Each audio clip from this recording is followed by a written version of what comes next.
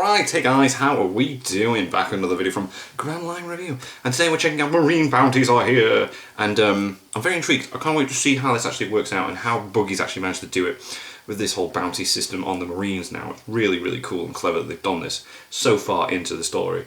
I feel like, wasn't Buggy looking for a treasure at some point during the story? I feel like he's found that and then he's using that to fund all this, and that's how he's got to the position he's at and that, but we'll find out as the story goes on. But let's see what Grand Line Review has to say on Marine Bounties Are Here, You Won't Believe Sakazuki's. The Marines have just been put on notice. Yes, they have. The bounty system has been flipped over like a trump card, yeah. and our esteemed Lord and Saviour Clownman has issued bounties for all of our most famous men and women of Hell yeah, can't wait to see how this works out. Kizaru, Ryokugyu, and even Sakazuki. Nobody is immune from our newfound clown justice. No. This is the first time in the series that we have been able to apply bounties to the Marines. So let's Sick find idea. out exactly how much a Marine Admiral is worth. Hello and welcome to the Grand Line Review, your source for everything One Piece. My name is Liam, and when it comes to the Marines, I am highly amused by the ranks of Seaman and Rear Admiral. I apologize in advance. But One Piece as a whole has often explored the idea of justice. Whose definition of that word is correct? Who enforces it? Who has the right to? And most importantly, who delivers justice to those the world has already deemed as just? Well, never did I think the answer to that latter question would be a hawk, a crocodile, and a clown, but here we are. And to Crazy. find out how many cash money as an admiral is worth, we are going to work our way up the ranks. And the lowest ranking named Marine in the series is Seaman Recruit Ukari. And if you don't remember who he is, well, Ukari is the complete and utter bunglenut who scratched the statue of the illustrious. Oh my god. So what kind of bounty gets assigned to a mild statue scratcher? Well, to compare, our lowest known traditional piratey bounty is Chopper with 100 berries. Okay. Which in the One Piece vault is exactly the value of 0.66 of a cabbage. And in close second place is Pepper with 500 berries, which could buy you 3.3 cabbages. However, those are just mascot This bounties. is interesting mathematics here. In any way a threat. Meanwhile, Ukari, he's still a mild threat, even if it is only to statues. However, the next lowest pirate bounty is Mr. 4 at 3.2 million Mr. berries, 4. which is that's a bit of a big jump. And I That don't is a think anyone would huge be able to jump. justify placing a simple How many seaman cabbages? anywhere near the best baseball-playing pirate that we have ever seen and probably will ever see. So Seaman Recruit Ukari is going to clock in at a mere 100,000 berries, which is the cost of a basic log post. Pretty underwhelming, but so are the Marines, especially recruits. They essentially serve the same purpose as like a hot dog stand. They're just mobile meat. So let's do a bit of a rank up. Okay. Look at the bounty value of a lieutenant commander, the most remarkable of which is Django, which is almost too perfect of an example because due to his piratey origins, Django also has a traditional bounty assigned. That number was 9 million berries. Oh, and fun fact, Django is the only character in the entirety of One Piece who has officially had their bounty retracted because he is the only one to have made the conversion from filthy hypnosis pirate to clean marine. Oh wow, okay. That is an interesting fun fact. Django is more of a threat now than he was before. And really the only thing that's changed about Django between now and then is that he now uses 2 pendulums instead of 1. My Still 2. Sadly, though, this still makes Django a bit of a budget thrifty bobbin who has insane hypnosis powers, which he achieves by layering what appears to be a piece of torn toilet paper over his face, which really makes you wonder under what circumstances he first discovered this power. With Django, though, what really seems to me is that everyone It does make you wonder, doesn't it? over 9 million still completely outclasses him. That includes Mr. 5, Mark Weiss, and the almost certainly dead Geen. So whether he's a pirate or a marine, I think that 9 million remains a very generous number for Django. And that amount of money could also buy you 9 heavily discounted Sandai Kitetsu blades at Logtown. Very convenient for anyone practicing 9-sword style. 9-sword style, let's go!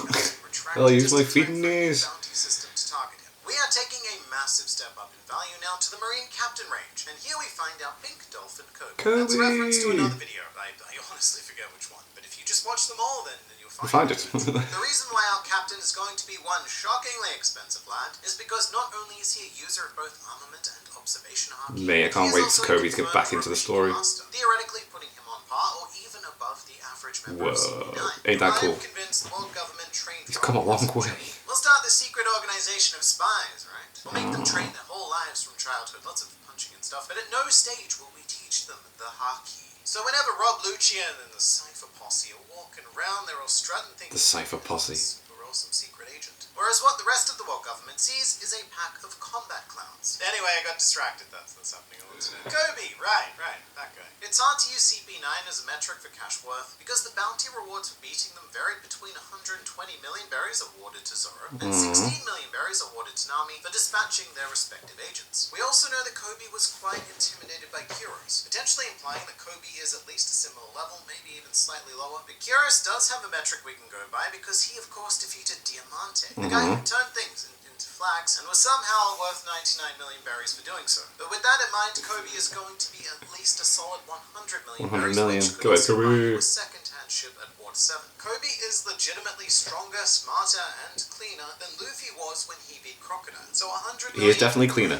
Underselling him. But from under to oversold now, we've ranked up and hit the Commodores. Probably the most inconsistent rank within the entire marine system. For example, Smoker was a Commodore when he was first introduced, and he's a pretty competent amount of gases. However, in stark contrast, we also have Pudding, who was defeated by the Arlong pirate Sans Arlong. Meanwhile, on the very upper scale, there is also Commodore Yarisugi, who easily defeated Karabo's brother Korobo, who I have to point out has a living, breathing lizard on his head. It is not hair. And Korobo was worth... It's an interesting design, isn't it? My God. 190 million berries. That's right, in the eyes of the world government, Korobo's crimes against fashion are worth almost double the value that Luffy was after having beaten a war on the sea. The point, though, is the fashion police are in control. And probably the best example of what the Commodore rank should represent. There is something in my eye. It's not just my eyeball. That some Marines rank up via admin, like Commodore Brandy, for example. His entire job is to do nothing but assign bounties. So it's hard to put a value on this rank. It really could be anywhere from 10 million berries all the way to 250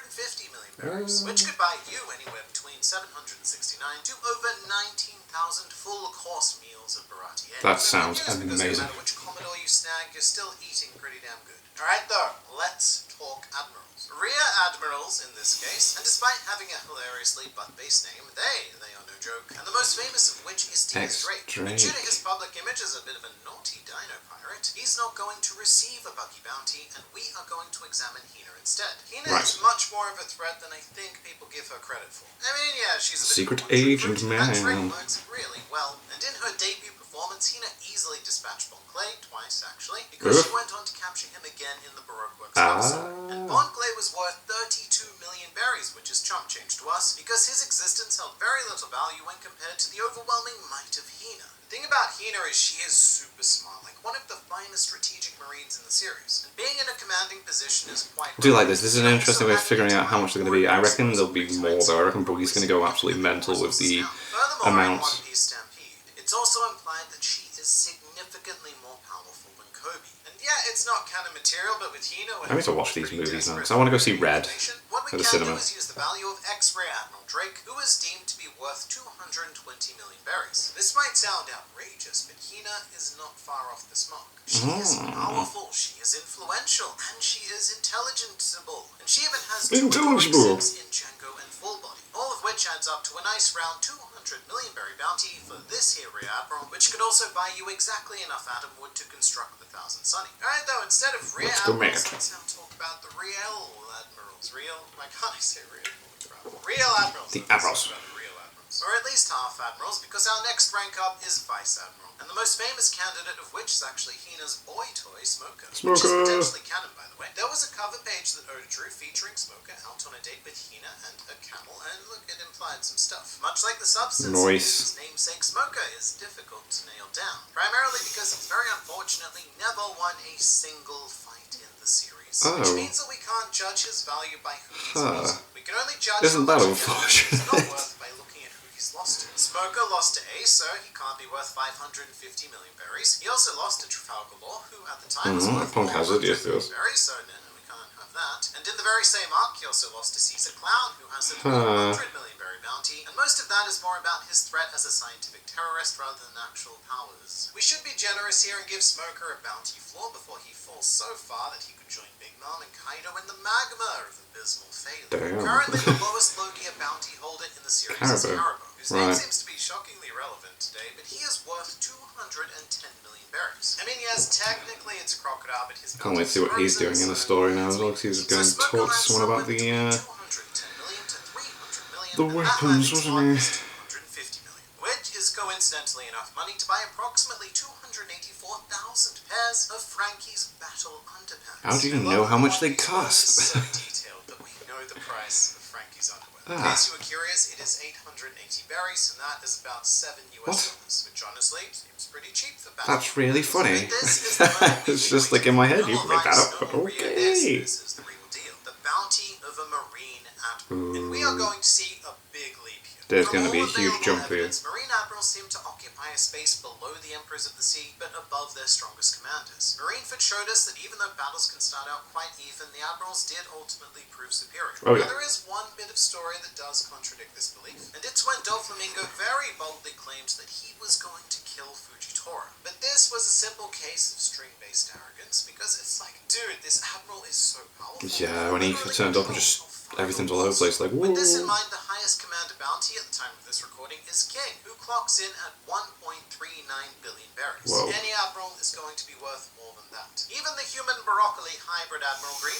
But contrast this to the lowest valued emperor, who at the time of this recording is Blackbeard, zahahaing his way to 2.2 billion berries. Which honestly is kind of a sad amount these days. I mean, just consider this. Right now, Eustace Kidd has a higher bounty than Blackbeard. That's right, we now somehow live in a world where both Shanks and Junkyard Shanks have managed to eclipse the King of Darkness. Well, I suppose after everything that's happened... The idea of an admiral being worth well, although less we haven't... about the same yeah. amount as Blackbeard, or for that matter, Eustace Kidd and Trafalgar Law. It's not just about the ridiculous level of individual power either. It's about the influence and control they have over the single largest military organization on the planet. Are they on par with the presence like, say, Shanks? Well, probably not. But the bounty range for an admiral must be somewhere between 3 to 3.5 billion berries at least. But good news though, because that is a reward large enough to buy at least 3.75 million of Foxy's exclusive pin badges sold at the daily backfight. Well, it was noted that they were horrendously overpriced. Right. So if you bought them direct from the factory, you could probably get around 7 million. But we're not done yet though, because there is one admiral who admirals so much harder than Here the we other go. admirals. We are of course talking Fleet Admiral Sakazuki. This man went fist to fist with Whitebeard, He did. fist to sword with Shanks, and finally fist to torso with Ace. The thing is though, let's forget about strength entirely for a second. Sakazuki is the leader of the thing it is I said before, the largest military organization on the planet. He commands a force greater than the fleet of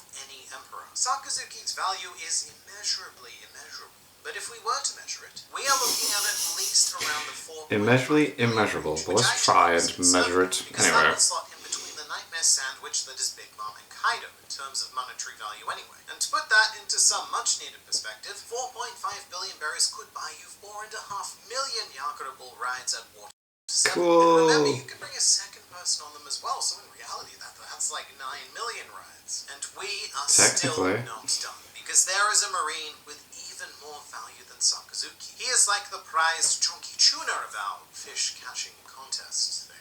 Full disclosure, I don't know anything about fish, but his name is Garp. While he might not be on the most active of duties anymore, he is still the hero of the Marines. To put it another way, if Sakazuki is the logistical and tactical leader, then Garp is the spiritual leader. Having Garp caught or killed would do far more damage to the Marines than any admiral or even the fleet admiral. And while he may not be in his prime, Garp was a man said to rival the power of the Pirate King himself. And in fact, all of their stories seem to end with Roger miraculously escaping, never in Garp being defeated. And with all of that in mind, the assigned bounty for Garp the hero can be no lower than 5 billion berries, which is an amount of money that could either buy you 1 or me, or approximately 5 billion cabbages. Choose wisely. And by wisely, I mean choose this next video, because it's also about One Piece, and I look forward to seeing you there.